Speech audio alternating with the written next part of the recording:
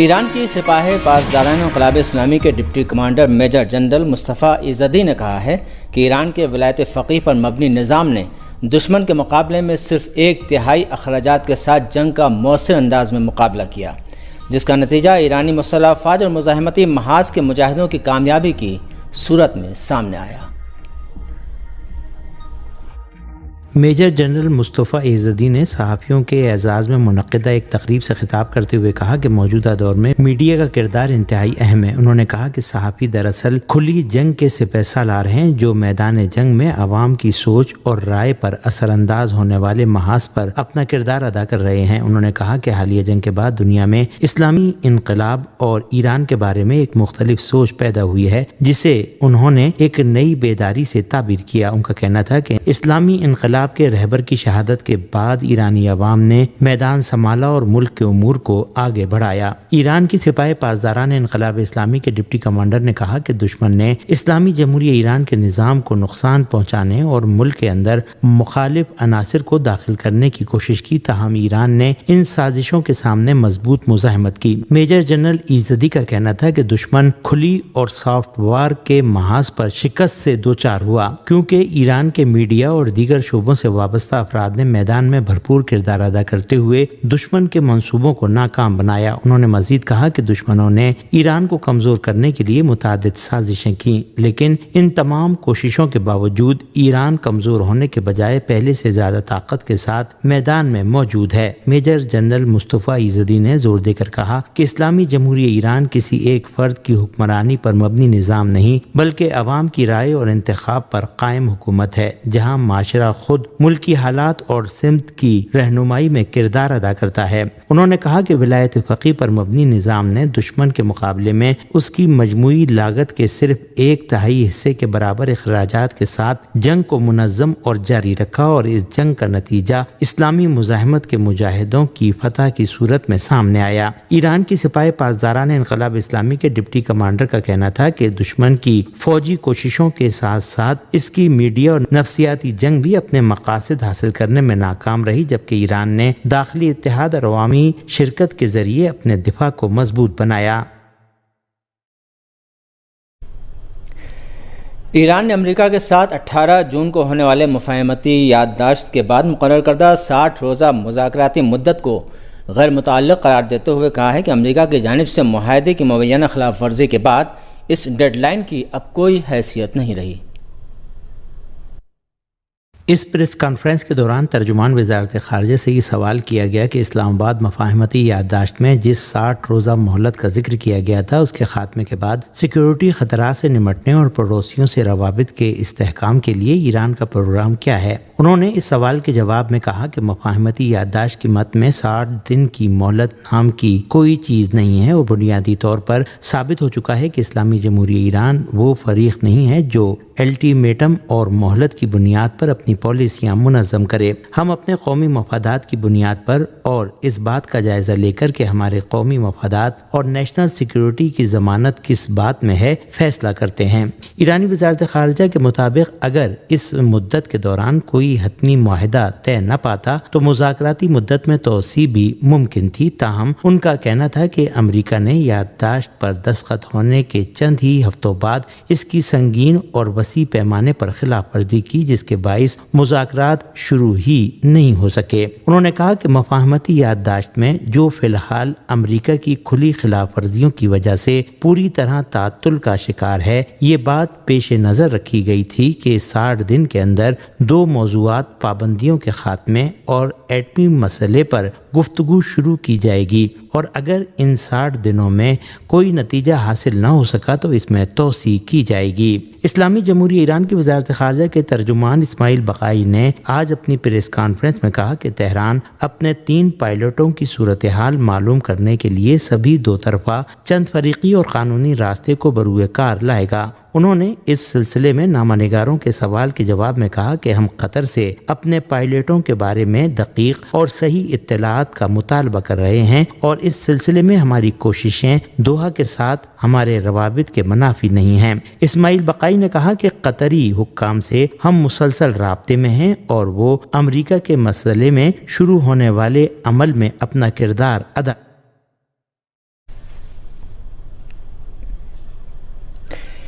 یمن کی مسلح افواج کے ترجمان نے اعلان کیا ہے کہ یمنی فورسز نے بحیر احمر میں المخا کے ساحل کے قریب سعودی عرب کے ایک فوجی جہاز اور اس کے ہمراہ 4 فوجی کشتیوں کو بھی بیلسٹک میزائلوں سے نشانہ بنایا ہے۔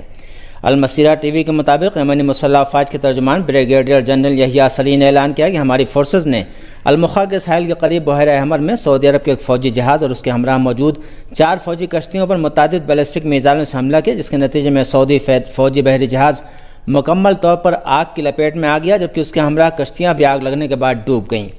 یحییٰ سلی نے بھی کہا کہ یمن کی مسلح افواج سعودی افواج کی نقل و حرکت اور ان کے ٹھکانوں پر کڑی نظر رکھے ہوئے ہیں اور ان فورسز کی کسی بھی نقل و حرکت اور اکٹھا ہونے کی جگہ کو چاہے وہ زمین ہو یا سمندر میں نشانہ بنائیں گی۔ ایک اور بیان میں یمنی مسلح افواج کے ترجمان نے صوبہ مغرب میں واقع سہن الجن کیمپ میں سعودی عرب سے وابستہ افواج کے اسلحے کے ڈپو پر ڈرون حملہ کرنے کا اعلان کرتے ہوئے اعلان کیا ہے کہ یہ حملہ انتہائی درستگی کے ساتھ کیا گیا اور اس کے نتیجے میں گودام کو آگ لگ گئی۔ یہ حملے حالیہ دنوں میں یمن کے متعدد علاقوں میں یمنی مسلح افواج اور سعودی حمایت یافتہ حکومت سے وابستہ فورسز کے درمیان جھڑپوں میں ایک بار پھر شدت آنے کے بعد ہوئے ہیں۔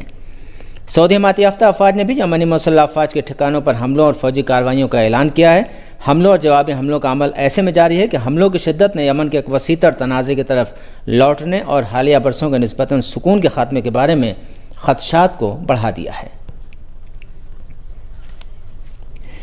ایک صہیونی تحقیقی ادارے نے حماس اور حزب اللہ کے درمیان بڑھتے ہوئے تعاون کا جائزہ لیتے ہوئے 2000 افراد پر مشتمل مزاحمتی فورس کی تشکیل پر تشویش کا اظہار کیا ہے۔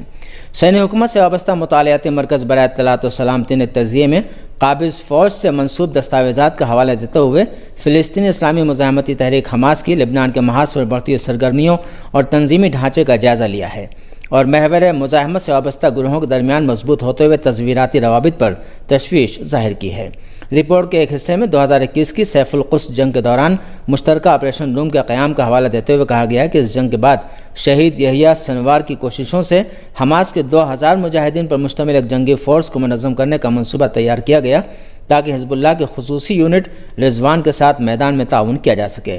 رپورٹ کے مطابق تاریخی طوفان الاقصی آپریشن کے بعد بھی اس ڈھانچے نے شمالی مقبوضہ فلسطین میں صہیونی اہداف کے خلاف درجنوں میزائل اور جنگی کارروائیوں میں کردار ادا کیا۔ اس صہیونی مرکز کے ماہرین نے لبنان کے فلسطینی کیمپوں کے رہائشیوں میں حماس کی وسیع مقبولیت اور اثر و رسوخ کا بھی اعتراف کیا ہے۔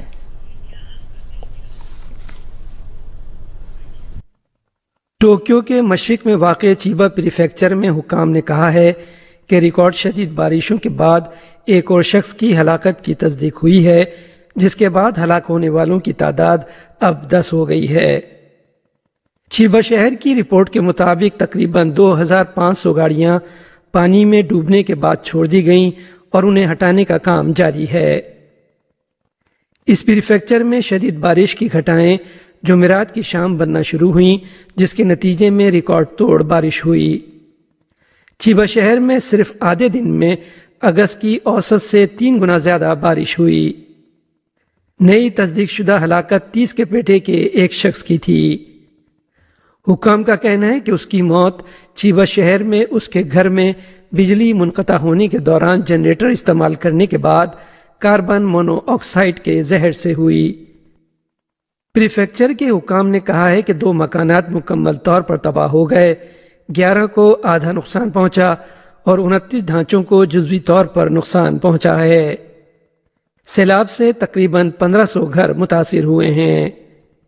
حکام کا کہنا ہے کہ بلدیات کی طرف سے نامزد کردہ انخلا کی پناہ گاہوں میں اتوار کی دوپہر 1:30 تک 101 افراد قیام پذیر تھے۔ امریکہ اور جنوبی کوریا نے پیر کے روز اپنی باقاعدہ مشترکہ فوجی مشقوں کا آغاز کر دیا ہے، جس کا مقصد جزیرہ نما کوریا میں کسی ہنگامی صورتحال کے لیے تیاری کرنا ہے۔ جنوبی کوریا میں یہ الچی فریڈم شیلڈ مشق 27 اگست تک جاری رہے گی۔ شمالی کوریا کی جانب سے فوجیوں کو روس بھیجنے کے تناظر میں ان مشقوں میں ممکنہ ڈرون حملوں اور سائبر حملوں کے رد عمل شامل ہوں گے۔ جنوبی کوریا کے خبر رساں ادارے یونہاپ کا کہنا ہے کہ میدان پر ہونے والی تربیتی مشقیں پچھلے سال کے مقابلے میں چھوٹے پیمانے پر ہوں گی۔ جنوبی کوریا کی فوج کا کہنا ہے کہ وہ اپنی دفاعی وضع کو برقرار رکھنے اور اپنی صلاحیت کو بہتر بنانے کے لیے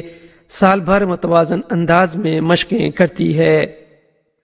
لیکن شمالی کوریا کے ساتھ بات چیت کے خواہاں صدر ای جے میونگ کی انتظامیہ کے گزشتہ سال جون میں آغاز کے بعد سے فوج مشقوں کو تقسیم کر رہی ہے۔ شمالی کوریا کی وزارت خارجہ نے جمعے کے روز مذکورہ مشترکہ مشقوں پر ایک بیان جاری کیا، جس میں کہا گیا ہے کہ پیونگ یانگ اپنے دفاع کے حق کا استعمال کرتے ہوئے کسی بھی خطرے یا چیلنج کو مسترد کرنے کے اپنے موقف کا زیادہ واضح طور پر اظہار کرے گا۔ امریکی صدر ڈونلڈ ٹرمپ نے اتوار کے روز کہا ہے کہ انہوں نے پینٹاگون کو حکم دیا ہے کہ وہ جنوبی کوریا کے ساتھ منصوبہ کردہ مشترکہ فوجی مشقوں کی سطح کم کر دے۔ ٹرمپ نے ایک سوشل میڈیا پوسٹ میں کہا کہ وہ اس حقیقت سے خوش نہیں ہیں کہ امریکہ بہت پہلے جنوبی کوریا کے ساتھ مشترکہ فوجی مشقوں میں حصہ لینے پر اتفاق کر چکا ہے۔ ٹرمپ نے یہ بھی کہا، یہ مشقیں نہ صرف مہنگی ہیں بلکہ ان میں سے زیادہ تر کے اخراجات امریکہ نے ادا کیے ہیں معمول کی طرح، لیکن یہ ایسا اشارہ بھیجتی ہیں جو شمالی کوریا کے لیے بالکل نامناسب اور دشمنانہ ہے۔ انہوں نے مزید کہا کہ جب سے وہ صدر رہے ہیں ملک بے خطر اور قابل احترام رہا ہے۔ امریکہ اور ایران مفاہمت کی یادداشت کے ذریعے طے کی گئی 60 دن کی بات چیت کی مدت ختم ہونے کے بعد بھی لڑائی ختم کرنے کے مقصد سے بہت دور ہیں۔ دونوں ممالک نے جون میں مذکورہ یادداشت پر دستخط کیے تھے۔ امریکی نائب صدر جے ڈی وینس نے کہا کہ یہ مدت 18 جون کو شروع ہوئی، جس کا مطلب یہ ہے کہ بات چیت کی مدت اتوار کو ختم ہو گئی۔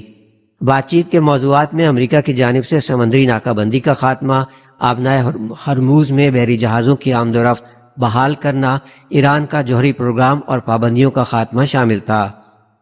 دونوں ممالک نے مذاکرات کے ٹائم فریم کے دوران ایک دوسرے پر حملے جاری رکھے۔ ایرانی وزیر خارجہ عباس عراقچی نے کہا کہ دونوں فریقوں کے درمیان کبھی جنگ بندی نہیں ہوئی جس میں توسیع کی ضرورت ہو۔ تہران نے آبنائے ہرموز کو دوبارہ کھولنے کے لیے 6 شرائط پیش کی ہیں، جن میں ایران پر پابندیاں ختم کرنا، فوجی کارروائیوں سے ہونے والے نقصان کا معاوضہ اور امریکی سمندری ناکہ بندی کا خاتمہ شامل ہے۔ امریکہ نے 7 جولائی کو اعلان کیا تھا کہ اس نے ایرانی تیل کی فروخت کی اجازت دینے والا لائسنس منسوخ کر دیا ہے اور 14 جولائی کو سمندری ناکہ بندی دوبارہ شروع کر دی۔ امریکی صدر ڈونلڈ ٹرمپ نے 8 جولائی کو صحافیوں کو بتایا تھا کہ ان کے خیال میں جنگ بندی ختم ہو گئی ہے۔ انڈونیشیا کے حکام کا کہنا ہے کہ ملک کے مشرقی حصے میں ہفتے کے روز آنے والے زلزلے کے نتیجے میں 53 افراد کی ہلاکت کی تصدیق ہوئی۔ فلورس جزیرے پر میگنیچیوڈ 7 کے زلزلے سے 200 سے زائد مکانات کو بھی نقصان پہنچا تھا۔ ڈیزاسٹر مینجمنٹ کے اہلکاروں نے ہلاک ہونے والوں کی تعداد کا اعلان اتوار کے روز کیا۔ حکام زلزلے کے مرکز کے قریبی علاقوں میں امدادی کارروائیوں کو تیز کر رہے ہیں جہاں سڑکیں منقطع ہو گئی ہیں۔ مکانات کو نقصان پہنچنے کے بعد 5000 سے زائد افراد کو نقل مکانی کرنا پڑی۔ خوراک، پانی، کمبل اور دیگر امدادی سامان کی فراہمی انتہائی اہم ہو گئی ہے۔ انڈونیشیا کی حکومت کا کہنا ہے کہ اس نے ہفتے کی رات تک متعدد علاقوں میں 27 ٹن سامان پہنچانے کے لیے طیارے بھیجے ہیں۔ حکومت کا مزید کہنا ہے کہ اس نے 3500 سے زائد فوجی اہلکار اور پولیس افسران کو خطے میں بھیج دیا ہے۔ ایک مقبول جاپانی 7 روزہ مانگا میگزین کی سرکولیشن پہلی بار 10 لاکھ سے نیچے آ گئی ہے۔ شوئے شاہ کے 7 روزہ شونین جمپ کی سرکولیشن کبھی 65 لاکھ تک پہنچی تھی۔ جاپان میگزین پبلشرز ایسوسی ایشن کے جاری کردہ اعداد و شمار سے ظاہر ہوتا ہے کہ جون تک کی 3 ماہ کی مدت میں اس جریدے کی اوسط پرنٹ سرکولیشن 9,85,000 کاپیاں فی شمارہ رہی۔ یہ اعداد و شمار اب بھی مقامی جرائد میں سب سے بلند ہے، لیکن 2008 میں ایسوسی ایشن کے اعداد و شمار جمع کرنا شروع کرنے کے بعد یہ پہلا موقع ہے کہ 7 روزہ شونین جمپ کی اشاعت 10 لاکھ سے نیچے چلی گئی۔ اس کا مطلب ہے کہ جاپان میں اب کوئی طباعتی جریدہ ایسا نہیں ہے جس کی سرکولیشن 10 لاکھ سے زیادہ ہو۔ 1968 میں اپنے آغاز کے بعد سے مقبول مانگا سیریز 7 روزہ شونین جمپ کی مانگ میں مسلسل اضافہ ہوا تھا۔ اس کا عروج 1994 میں 65 لاکھ 30,000 کاپیاں تھا، لیکن دیگر جرائد کی طرح حالیہ برسوں میں اس کی پرنٹ سرکولیشن میں بھی کمی آئی ہے۔